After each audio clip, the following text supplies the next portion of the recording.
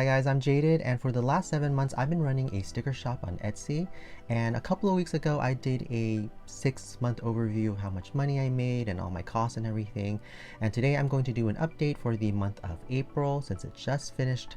Today it is May 2nd where I'm filming this video. I've actually not looked at the final numbers yet, so it's going to be a surprise for both of us here. Hopefully it's not too bad. So the first thing here, I am going to change this to the month of April only so we can see those stats. So there you see that I had 3,584 visitors to my shop in the month of April, and I had 192 orders, a conversion rate of 5.4%, which is pretty good, and my revenue was $4,227.62. So that's pretty good there. 74% of the visits that I got were just from Etsy and Etsy search and all that, and then I brought in 26%. I've not really been doing social media this month, so I did not really get any from social media, and then just from basic Etsy ads I got 443 more visits. I'm going to switch over now to the finance area where we can look at the monthly statement. Then we can see there that for my sales I got $4,139.37.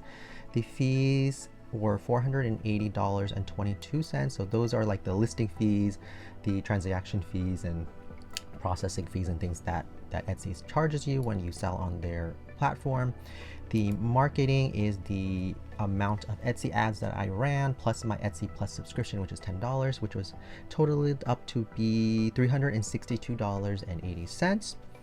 And then in terms of shipping, I spent $293.37 on shipping labels, and because I'm selling stickers, most of my labels are for just letters and flats with a little bit of some packaging and or some box postage as well.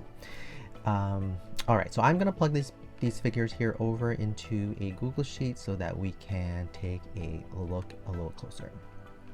Okay, so now that I've plugged the numbers in, we can kind of look into more detail about how these numbers compare to my previous months doing this. So we can see with the sales amount that I did, I am a couple $100 over March, and it is going to be the best month that I've had so far, and that's good. So we always want the trend to be moving forward positive and going up, but obviously I wish it was a lot higher than that.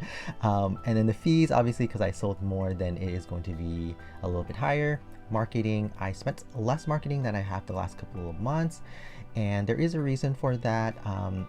The reason is that at one point I took a weekend off. I was out of town, and then my sales at that time also started just really picking up, and then I ended up getting so behind on orders. So normally I have probably maybe 15, 20, at the maximum maybe 30 orders that aren't fulfilled yet, but at the time I had 50 orders, and I was working hard to try to get that number down, and it took me maybe 2 weeks to slowly get that number down. And in that time period there were orders that were not going out in the time frame that I had promised to the people who were buying this. So I definitely hurt my stats on Etsy during this period of time. So that was the thing. But I realized because of that one of the big reasons why I was so behind is the process of cutting the stickers, which using a Cricut Maker 3 is what I've been using, was just not cutting it anymore, pun intended. So I had to do something about that, and I'll go over a little bit later what changes I made to help with this issue. So that's the reason why the marketing, I did not push it. There was a time period where I kind of slowed it down so that I could catch up on my orders. So that number is definitely going to go up in the future now that I've kind of solved some of my problems, which I'll discuss. Shipping wise, obviously that did go up too. So I did it was a little bit more, like $70 something more than the last month, and the reason for that is because I started getting orders that were getting lost a lot because the shipping, the labels that I get from Etsy for the flats and letter size, they provide a tracking number, but it is not a real tracking number. It is a tracking number that is linked to a third-party system from Pitney Bowes, so that it's kind of almost like an estimate. They kind of they kind of track the mail as like a big parcel, but not separately by letter. So it became kind of a big problem for some of the people that I sent things to. So from now on, most of the time, if I'm sending out something where it's a bigger order, where someone's spending like maybe $50 to $100 or more or something like that, then I am probably going to start sending them instead of a flat, I would send it into like a small box, which obviously does cost quite a bit more. So for a letter size, obviously it's somewhere between, like 60 cents to like a dollar something, and then a flat size is usually about $2 or $3, and then if you're sending in a small box, typically it's going to be at least $4, if not $5 or $6.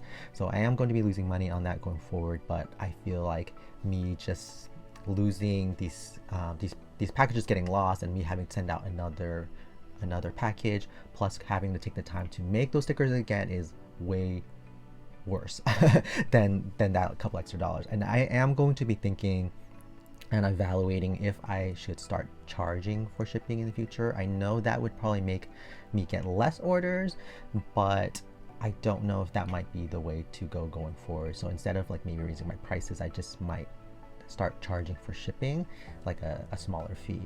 So that is something that I am going to be thinking about. And then in terms of just the net profits, once you subtract everything, it is that $3,002.98 that we saw a little bit earlier. In terms of the things I purchased this month, I did spend a lot more this month than I have in past months because I made some upgrades, like I mentioned, to my kind of setup here. So here is going to be the first thing, the expenses and materials. I spent $13,017.63. That is quite a lot more than normal. And the reason why is because I needed to rearrange my workspace a little bit better. I got some little pieces of furniture that I needed. I also got a cold laminator, like a tabletop one that was like a couple $100, I think $200, and then just kind of little things that I needed to kind of continue my business, a little bit of adding to my camera equipment, so that's why the expenses are a lot higher than usual. I think probably materials, I would say probably about $400 or $500 at most. I also am now going to be trying some new vinyl. So I ordered some Oracal Orajet. I think it's 1917 is the number, and then also got laminate to go with it. I'm going to be testing that out with my new cutter, which is the other big expense that I got. So that is going to be right here. So that cost me, after with taxes and everything, $1,503.11. So that is a big chunk of all of the money that I made this month. So yes, if you total that, then yeah, it is going to be pretty much everything that I made this month. Yeah, so so that's pretty much going to take all the money, the profit that I made this month, and this is not including the time that I spent doing all this stuff. So obviously I did not make a lot of money this month from this, but because of the new Graphtex E7000, which cuts a lot better, it is a lot faster, a lot less user-friendly, and it's taken me a whole week to try to learn how to use this and slowly transition over from the Cricut Maker, which is super easy to use. It is going to obviously allow me to scale the business up further and kind of fulfill orders a lot faster. That means now I can up my marketing and up my kind of social media and everything to try to obtain more sales again, and then also do more listings. I kind of slowed down on all that, like I mentioned, because I was falling behind on just fulfilling orders. So that's going to be a good thing. So now that I can do that, I think that will just really pay for itself. The machine will pay for itself for doing that. My next kind of plans is I do want to switch over from using my Epson printer, which is just a photo printer, to be able to get a printer that prints on rolls, and then that also the ink will be more UV protected. Right now I advertise my stickers as waterproof because I laminate them, but I don't advertise them as weatherproof or fade proof or to be really used outside.